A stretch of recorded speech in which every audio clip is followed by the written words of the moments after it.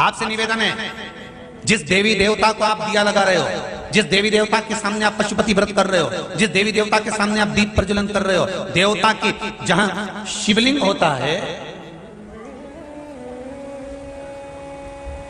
ये शिवलिंग, ये जलाधारी, ये शिवलिंग रखा है।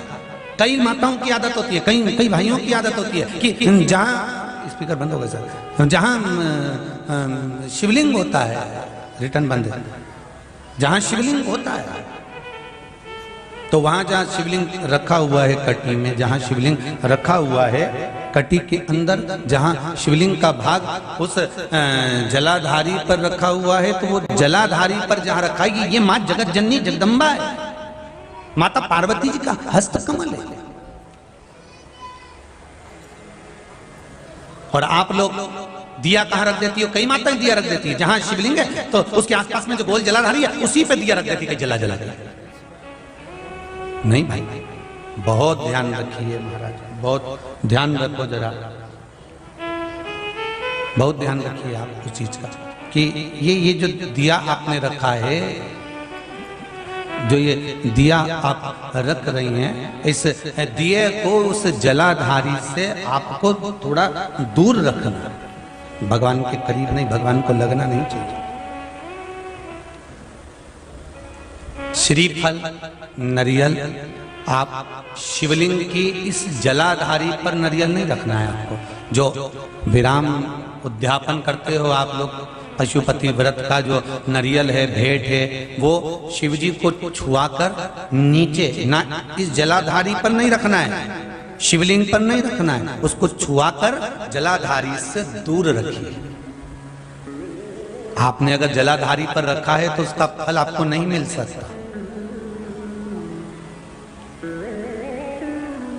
उसका फल बहुत बहुत ध्यान देना। पूजन पाठ में आप स्मरण में महाराज, पूजन पाठ और स्मरण में अगर आप ध्यान देंगे तो आपको पूजन का फल पूर्ण मिलेगा। पूजन का फल जब मिलता है तब आपके पूजन का क्रम श्रेष्ठ है।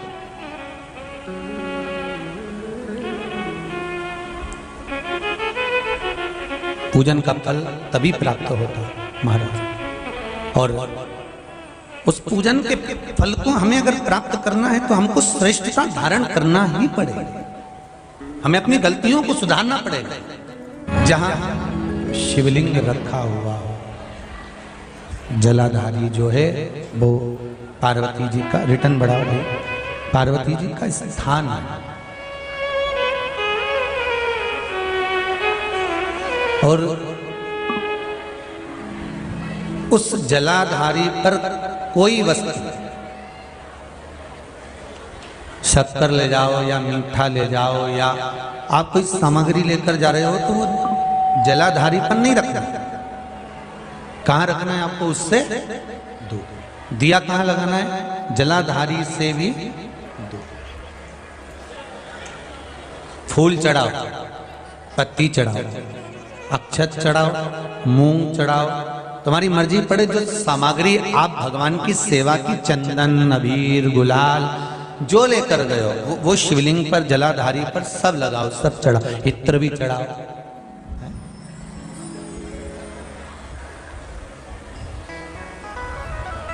सब समर्पित करो।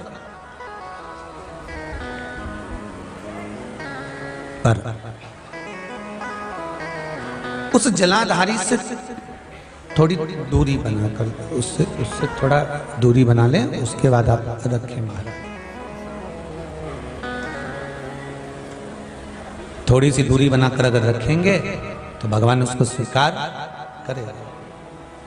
जैसे रुद्राक्ष की माला पहन लेने वाला व्यक्ति, गले में अगर एक रुद्राक्ष पड़ा हुआ है या तुलसी की माला पड़ी हुई है, पद्म पुराण के पाताल खंड में अध्याय नंबर 7, अध्याय नंबर 9, कौन सा पुराण है? पद्म पुराण। कौन सा खंड है? पाताल खंड। पद्म पुराण के पाताल खंड में अध्याय नंबर 7 और 9 में तुलसी और रुद्राक्ष का वर्णन आता है।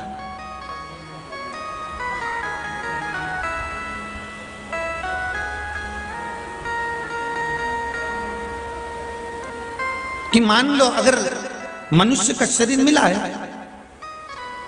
और आपके जीवन में कोई आपको गुरु ही नहीं मिला, कोई अच्छा सदगुरु प्राप्त ही नहीं हुआ,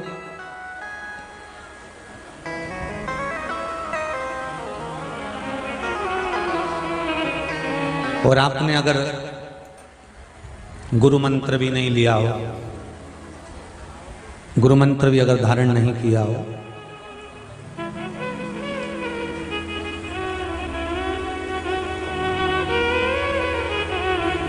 कई लोग कहते हैं जिसका गुरु मंत्र नहीं होता, जो गुरुमुख नहीं होता, वो कितना भी दान पुण्य कर ले, लगता है क्या? जम के बोलो, नहीं लगता। तो शिव महापुराण में, पद्म पुराण के पाताल खंड के 7वें और 9वें अध्याय में लिखा हुआ है, मान लो अगर आपका दान पुण्य आपके खाते में नहीं जा रहा है, तो फिर शास्त्र कहता है कि आप गले में रुद्राक्ष पहन लो या तुलसी की माला पहन लीजिए, फिर तो आप जो दान करेंगे वो आपके खाते में जाना प्रारंभ हो जाएगा।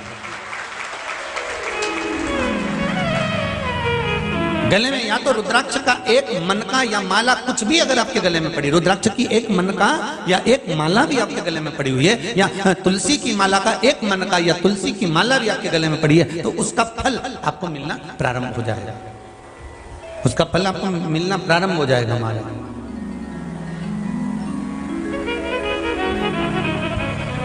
फिर आप जो दान करेंगे, पुण्य करेंगे, सत्कर्म करेंगे, भजन करेंगे, कीर्तन करेंगे, फिर आप जो भी कर रहे होंगे उसका फल आपको मिलेगा, आपको प्राप्त होगा।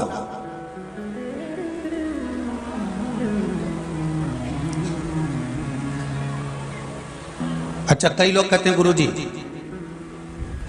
माला पहनने से क्या होता है, रुद्राक्ष पहनने से क्या होता है, तुलसी की माला हम पहने या रुद्राक्ष की माला पहने, लोग क्या कहेंगे, हम नवयुवक बच्चे आज के जमाने के लड़के लड़कियां ऐसे पहनेंगे तो लोग क्या कहेंगे। कई स्कूल तो ऐसे हो गए जहां माला तक कह देते हैं पहनकर मत आना। तब